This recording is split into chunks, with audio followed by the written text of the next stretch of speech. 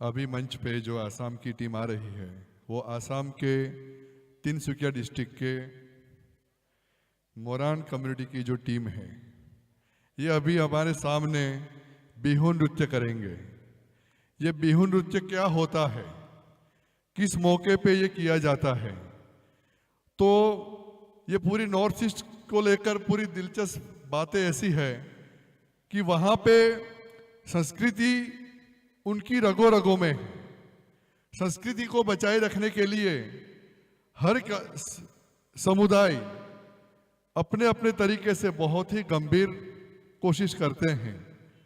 तो आसाम में ये जो मोरान कम्युनिटी है, इस समुदाय में ऐसा है कि जो लड़के को गीत गाना नहीं आता है उसकी शादी नहीं होती है, और जिस लड़की को ये नृत्य करना नहीं आता है उनकी शादी नहीं होती है।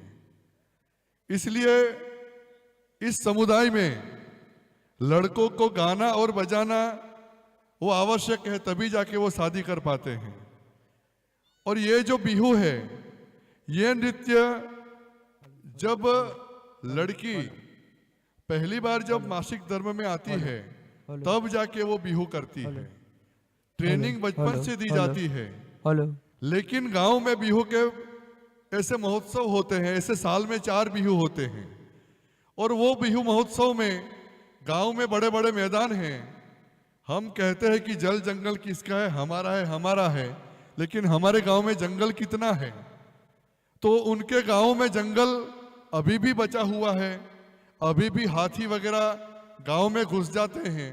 1-2 हाथी नहीं, 50-50, 100-100 हाथी आते हैं, उनको भगाना मुश्किल हो जाता है। तो ऐसे गांवों में बड़े बड़े मैदान में जब बिहू होता है तो लड़के गाना गाते हैं और लड़कियां नृत्य करती हैं, और वहीं पे अपने जीवन साथी की पसंदगी आज भी होती है। तो ये जो परंपराएं जो हैं हमारे यहाँ 13-3 कौमें ढूंढते हैं।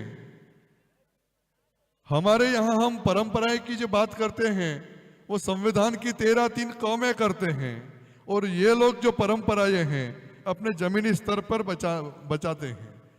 और वहाँ कोई भी सामाजिक संगठन हो, जैसे कि हमारे यहाँ चौधरी समाज है, ढोड़िया समाज है, गामित समाज है, उनकी सबसे पहली जिम्मेदारी ये है कि अपना कल्चर को कैसे बचाए। इसलिए वो लोग अपनी भाषा बचाने के लिए सामाजिक स्तर पर कोशिश करते हैं। जो बुजुर्ग होते हैं वो बच्चों को अपने नृत्य और गाना और ये जो अपने वाद्य है वो बजाने की ट्रेनिंग देते हैं। हमारे यहाँ ये सब वाद्य लुप्त होने को है। उसको कैसे बजाते हैं वो तो दूर की बात, कैसे बनाते हैं वो तो युवा को समझ की परे है, लेकिन कैसे सुनना है ये भी युवाओं को सिखाना पड़े। ऐसी स्थिति में हम आ गए हैं, और ये स्थिति में से बचाने के लिए आदिवासी एकता परिषद जो काम करती है, किसी को लगता होगा कि आदिवासी एकता परिषद 5 राज्यों में काम करती है, तो ये आसाम से क्यों आए, ये लेह लद्दाख से क्यों आए? हम इसलिए उनको बुलाते हैं ताकि हमको भी पता चले कि ये जो संस्कृति किसको कहते हैं, इसको कैसे बचाते हैं, और इसका सम्मान हम कैसे करते हैं। इस बार हमने इस कोशिश करी कि आदिवासी एकता परिषद के मंच से वो रिकॉर्डेड सॉन्ग वाले डांस नहीं चाहिए हमको। बहुत लोगों को बुरा लगा, झगड़ कर चले गए। हमने बोला कि यहाँ 2 घंटे का ही कार्यक्रम होगा तो चलेगा, लेकिन सोलो डांस नहीं करने देंगे, रिकॉर्डेड डांस नहीं करने देंगे। जो नृत्य कोई भी आदिवासी समुदाय से आता हो वही नृत्य यहाँ पे होगा, या फिर हमारी संस्कृति, हमारे जो मूल्य हैं उसका जो संदेश देने होते जो होंगे वही यहाँ पे करने देंगे, वरना हम इस मंच से अन्य कृति पेश होने नहीं देंगे। बहुत साथी हमारे साथ झगड़ के चले गए, लेकिन ये गरिमा है इस मंच की, और हम तो नए जुड़े हैं। ये जो हमारे वरिष्ठ साथी हैं उनसे हम इतना तो सीखे हैं कि हमें क्या करना है वो तो बाद में सीखेंगे, लेकिन क्या नहीं करना है वो हमें पहले सीखना पड़ेगा। इसलिए ये जो हमारे साथी हैं ये 6वीं अनुसूची क्षेत्र से आते हैं।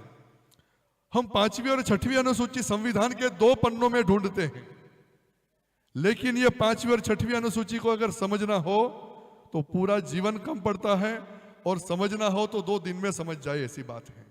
हमारा नजरिया क्या है ये मायने रखता है। तो ये 6वीं अनुसूची क्या है ये उनके साथ ऐसे ही हम समझ जाते हैं। तो अपनी परंपरा की बात है, अपनी संवेदना की बात है, ये रीढ़ी परंपरा या फिर अपने ये जो, हाँ दूसरी बात ये है कि बिहू नृत्य जो है वो आसाम में, नॉर्थ ईस्ट में बहुत ही फेमस है। तो शादी होने के बाद लड़की बिहू नृत्य नहीं कर सकती। अगर शादी के बाद उन्होंने बिहू नृत्य किया है तो अपने समुदाय के जो सांस्कृतिक मुखिया है उनसे वो माफी मांगती है और उनको दंड भरती है। तो दंड में क्या होता है, 1 रुपया वगैरह होता है। मतलब ये है किसी के सजा के लिए नहीं, लेकिन ये नृत्य जीवन साथी पसंद करने के लिए नृत्य है। इसलिए शादी होने के बाद ये नृत्य नहीं कर सकती। ये संदेश देने के लिए ही ये है, किसी को सजा देने के लिए नहीं। तो आपस में ऐसा जड़ता भी नहीं है कि आप शादी कर लो मतलब ये नहीं ही करना है। नाचना किसको नहीं पसंद। हमारे सांगले दादा जैसे वरिष्ठ साथी है वो भी जो नाचते हैं, वाहरू दादा है उनको भी नाचते हमने देखा है। तो ये तो युवा हैं, वो तो नाचेंगे ही। इसलिए समुदाय की जो व्यवस्था है, ये सबको स्वीकारने की जो ये व्यवस्था है, ये बहुत ही उच्च परंपरा है। तो मैं ज़्यादा समय में नहीं लेता। और हमारी जो ये बिहू की टीम है आसाम से जो आई है वो 8 तारीख को निकली थी और 12 तारीख को यहाँ पहुंची थी। आने में 4 दिन होते हैं और जाते समय भी 4 दिन होंगे। इतनी दूर से आई हुई इस टीम को हम सिर्फ आंखों से नहीं देखेंगे, ये हृदय से भी हम देखेंगे। यही बात कह के मैं ये नृत्य दल है उनको ये मेरा स्टेज और ये माइक देता हूं। धन्यवाद।